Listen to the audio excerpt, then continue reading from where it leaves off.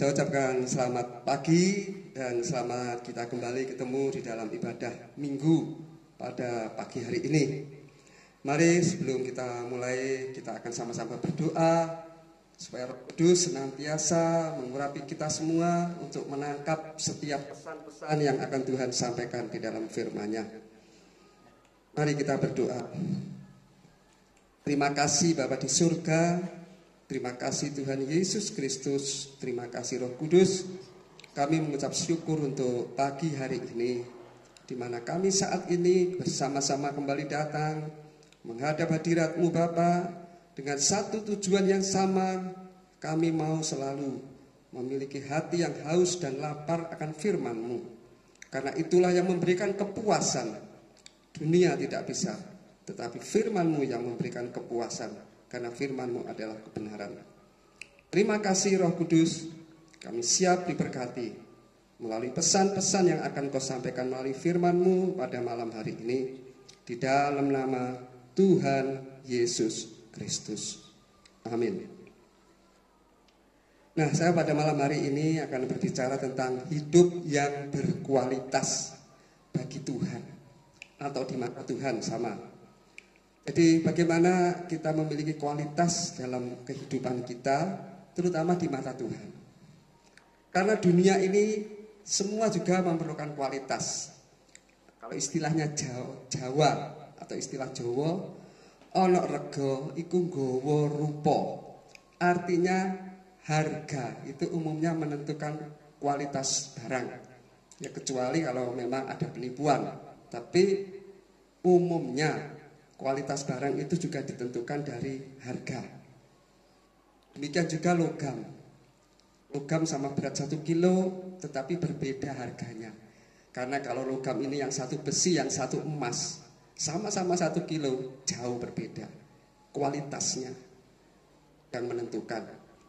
Juga kalau kita lihat misalkan botol, sama botol aqua ukuran tanggung, harganya bisa berbeda. Kalau satunya isi air, yang satunya isi madu. Nah, inilah bicara kualitas. Dan secara umum, manusia menilai seseorang itu berdasarkan kekayaan, jabatan, ataupun prestasi. Jadi hal-hal yang kelihatan. Kekayaannya, jabatannya, atau prestasinya. Tetapi kalau kita lihat, Tuhan menilai manusia, terutama dari apa yang di dalam hatinya. Kalau kita lihat di dalam kitab 1 Samuel pasal yang ke-16, 1 Samuel pasal 16 ketika Nabi Samuel disuruh Tuhan mengurapi salah seorang dari anak Isai, yaitu untuk dijadikan raja menggantikan Saul. Saudara baca sendiri 1 Samuel pasal 16. Dan Isai sebagai orang tua, dia disuruh memanggil semua anaknya untuk berjalan satu persatu di depan Nabi Samuel. Dari anak yang pertama sampai anak yang ketujuh. Itu ada anak pertama sampai ketiga itu adalah tentara, penampilannya bagus, tegap. Bahkan Samuel berpikir, nah ini yang tepat untuk raja. Tapi ternyata Tuhan berbicara kepada Samuel, bukan ini. Bukan itu yang aku kehendaki. Berjalan anak kedua, anak ketiga, dan seterusnya. Sampai habis. Ternyata Tuhan berkata, bukan ini semua. Sehingga Samuel bertanya kepada Isai, apakah masih ada anak lagi ya? Oh, ada tinggal satu, Daud. Dia sedang menggembalakan domba. Dan ketika Daud dipanggil, pertemukan dengan Samuel, Nabi Samuel, di situ Tuhan berbicara. Ini anak yang aku katakan. Karena dikatakan dalam 1 Samuel 16 ayat 7, Tuhan berbicara bahwa Tuhan melihat seseorang bukan dari yang kelihatan, tetapi dari yang tidak kelihatan, hatinya. Nah, karena itu saya ingin bagaimana kita bisa menunjukkan kualitas kita di hadapan Tuhan. Bukan hanya secara lahiriah bagus. Tetapi lebih lagi apa yang Tuhan lihat, yaitu batiniah kita. Sebagai orang-orang yang sudah dipanggil Tuhan. Saudara, karena itu manusia memang sering dia mencari nilai pujian dari hal-hal yang nampak yang dia mau tunjukkan. Dan itu hanya manusia yang menilai dari hal-hal yang datang. Dan kita lihat tadi Tuhan sekali lagi dia menentukan nilai dari dalam. Lengkap. Ya. Sejak manusia pertama yaitu Adam dan Hawa jatuh di dalam dosa akibat ketidaktaatannya akan perintah Tuhan, manusia kehilangan kemuliaannya. Nilainya manusia total jatuh karena dosa menghancurkan kemuliaan Allah yang ada di dalam dirinya. Seakan-akan manusia sudah tidak bernilai lagi karena dia kehilangan kehidupan kekal. Jadi hanya kematian kekal yang menunggu hukuman dosa. Tapi kalau kita lihat oleh kasih-Nya, Tuhan tetap merencanakan kehidupan kekal itu bagi manusia. Sekalipun harus ditebus dengan harga yang sangat mahal. Karena itu nilai nyawa, bahkan nyawa dari Allah sendiri yang turun ke dunia menjadi manusia, yaitu Tuhan Yesus Kristus. Ini yang luar biasa, yang membuat manusia kembali bisa berharga di mata Tuhan.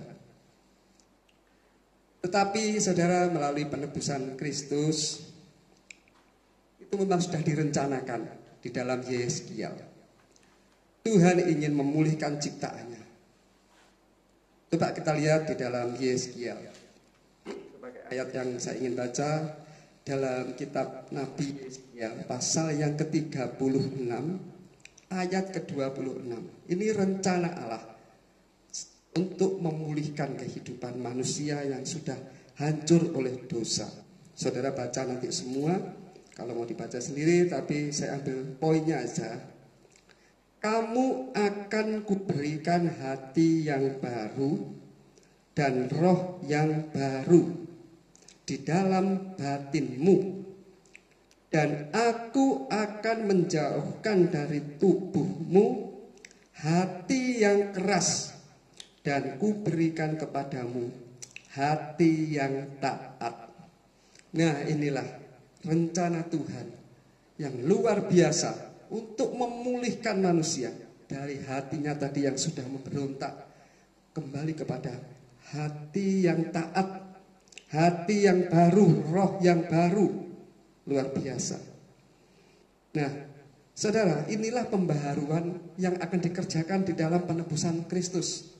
Karena Tuhan Yesus sendiri mengatakan bahwa setiap orang yang percaya Dia harus mengalami kelahiran baru, menjadi ciptaan baru. Saudara, kalau saudara renungkan pengorbanan Yesus yang begitu luar biasa, dan apa yang Tuhan mau dalam hidup kita, itu sebetulnya enggak berat.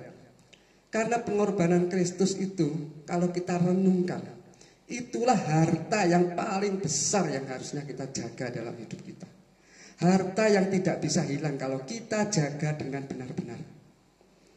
Karena harta dari dunia semua tidak akan kita bawa. Tetapi kalau penebusan Kristus yang bertujuan untuk menjadikan kita ciptaan baru, itu benar-benar kita responi. Itulah harta kita yang tak ternilai. Dan kita bagaimana hidup ini harus menjaga nilai-nilai kehidupan kekal yang sudah Tuhan mau berikan kepada kita. Karena kita sadar apa yang kita miliki di dunia ini hanya sesaat. Dunia ini satu perjalanan. Hanya satu perjalanan. Tetapi kehidupan kekal itu satu tujuan. Jadi kita hanya jangan mikir perjalanannya, tapi kita harus punya satu tujuan yang pasti. Karena kita sadar dunia ini hanya sesaat. Kita lampaui tanpa terasa. Coba kita baca dalam 1 Petrus. 1 Petrus kalau kita lihat yang dikatakan dalam suratan 1 Petrus pasal yang pertama. Saya akan baca ayat yang ke-23 sampai ke-25. 1 1 Petrus pasal pertama ayat 23 sampai 25. Orang yang ada di dalam Yesus dikatakan di sini, karena kamu telah dilahirkan kembali, bukan dari benih yang fana, tetapi dari benih yang tidak fana, oleh firman Allah yang hidup dan yang kekal. Sebab semua yang hidup adalah seperti rumput, dan segala kemuliaannya seperti bunga rumput. Rumput menjadi kering dan bunga gugur. Tetapi firman Tuhan tetap untuk selama-lamanya. Inilah firman yang disampaikan Injil kepada kamu. Haleluya. Ketika kita percaya Yesus, dan Tuhan melalui Yesus sudah menjadikan kita ciptaan baru, mari kita jaga kehidupan yang baru di dalam Kristus ini dengan mengerjakan segala sesuatu yang bernilai kekal, yaitu melalui firman-Nya. Di sini dikatakan segala sesuatu akan berlalu, tetapi firman Tuhan tetap untuk selama-lamanya. Karena kekristenan tanpa kehidupan firman itu tidak ada artinya. Apa artinya agama kalau tidak ada kehidupan firman yang menjadi gaya hidup kita? Kosong. Saya ingin mengingatkan, harta yang terbesar hidup kita adalah Kristus, yang mau menjadi penebus bagi kita, yang mau menjadikan kita menjadi ciptaan yang baru. Bagaimana kita melalui firman-Nya terus memperbarui. Orang yang dilahirkan kembali, hidupnya pasti akan selalu berubah. Berubah semakin positif, semakin sejalan dengan firman-Nya. Memiliki satu tujuan terus, tujuannya kepada kehidupan yang kekal. Nah, itulah bagaimana kalau hidup kita ini benar-benar kita jaga sesuai dengan firman-Nya. Kita di mata Tuhan adalah orang yang berharga. Jangan sampai kita keluar dari apa yang Tuhan rencanakan. Bahkan di dalam Matius yang ke-13, Tuhan pernah mengatakan satu perumpamaan. Kerajaan surga itu seperti harta yang terpendam. Matius pasal 13 ayat 44. Coba kita baca aja supaya kita jelas. Saya katakan kita harus jaga benar apa yang Tuhan sudah kerjakan dalam menebus kita. Jangan kita menganggap enteng, karena itu sangat menentukan kehidupan kita selanjutnya sampai kepada kekal. Matius pasal 13 ayat yang ke-44 tentang harta terpendam. Nah, di sini dikatakan, hal kerajaan surga itu seumpama harta yang terpendam di ladang, yang ditemukan orang, lalu dipendamnya lagi. Oleh sukacitanya, pergilah ia menjual seluruh miliknya, lalu membeli ladang itu.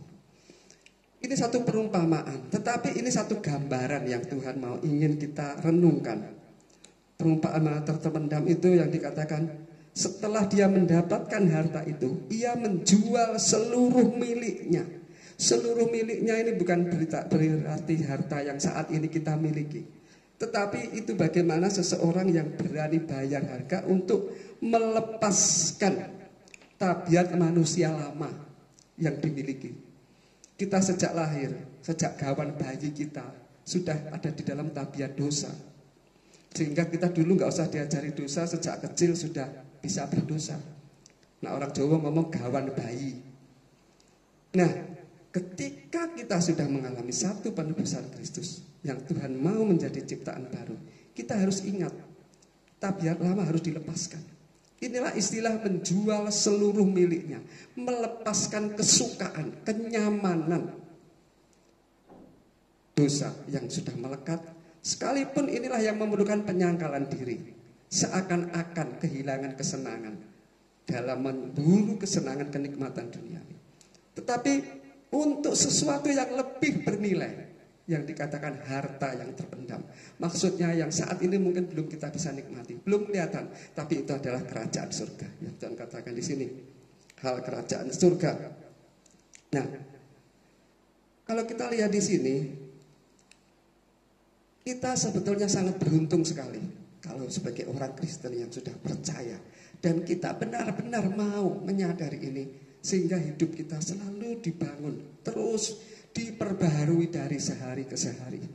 Memang menjadi ciptaan baru enggak seperti sekejap mata, tetapi ada terus pembaharuan, peningkatan demi peningkatan. Untuk melepaskan manusia tabiat lama menjadi ciptaan yang baru. Seperti yang kehendak Bapa di dalam Efesus pasal 2, saudara baca ini ayat yang dihafalkan sudah. Karena kita diselamatkan ini bukan karena kekuatan kita, bukan karena kehebatan kita, tetapi hanya karena anugerah. Itu adalah cuma-cuma gratis. Tetapi di dalam ayat 10 dikatakan bahwa Ia mau supaya kita tinggal di dalam apa yang sudah Tuhan kerjakan itu, yaitu perbuatan baik. Karena Bapa menghendaki hal itu. Artinya kita lepaskan tabiat-tabiat yang tidak sesuai dengan firman Tuhan. Saudara baca nanti di dalam Efesus pasal 2 ayat 8 sampai 10. Atau saya baca lagi lah supaya jelas ayat terakhir ini. Efesus pasal 2 ayat terakhir ini saya ingin baca. Efesus 2 ayat 8 sampai 10. Bahwa sebab karena kasih karunia kamu diselamatkan oleh iman. Itu bukan hasil usahamu, tetapi pemberian Allah. Itu bukan hasil pekerjaanmu. Jangan ada orang yang memegahkan diri. Nah, ayat 10 ini kuncinya. Karena kita ini buatan Allah, diciptakan dalam Kristus Yesus. Ciptaan baru, yaitu ciptaan di dalam Kristus Yesus, untuk melakukan pekerjaan baik yang dipersiapkan Allah sebelumnya. Ia mau supaya kita hidup di dalamnya. Jangan menyalahgunakan ketika sudah ditebus Kristus, kita hidup semaunya sendiri. Karena di sini sudah dikatakan diciptakan dalam Kristus Yesus untuk melakukan pekerjaan baik yang dipersiapkan Allah sebelumnya. Dan dikatakan Ia mau supaya kita hidup di dalamnya. Kekristenan bukan sekali ditebus selamat tetap selamat. Karena Bapa ingin kita hidup di dalam rencananya. Seperti yang dikatakan di sini. Ia mau supaya kita hidup di dalamnya. Tumbuh seperti apa yang Tuhan Yesus lakukan di dalam dunia. Nah, inilah perjuangan kita untuk membangun hidup yang berkualitas bagi Allah. Itulah yang menentukan apa nilai-nilai hidup kita saat ini. Atau kita hanya mencari nilai dari manusia, sekedar mengejar hal-hal yang berprestasi dari manusia, baik di mata manusia. Tidak salah, tetapi yang lebih penting, yang memberikan satu jaminan kekal. Kalau kita bisa menjaga hidup kita sebagai orang yang percaya, memiliki kualitas sesuai yang Tuhan kehendaki, sehingga kita memiliki satu jaminan. Jaminan yang dicari oleh setiap orang, yaitu kerajaan surga. Mari Bapak Ibu Saudara sekalian, saya percaya melalui renungan ini biarlah merupakan satu pesan untuk kita mulai saat ini menjaga kualitas hidup kita, supaya tidak terbawa arus oleh apa yang dari dunia, tetapi kita terus dibangun, dibaharui oleh firman yang sudah kita terima setiap saat, yang terus akan membentuk hidup kita ini. Terpujilah nama Bapa, yaitu di dalam nama Tuhan Yesus Kristus. Saya kira inilah firman, kiranya memberkati kita semua, dan kita akan tutup di dalam doa.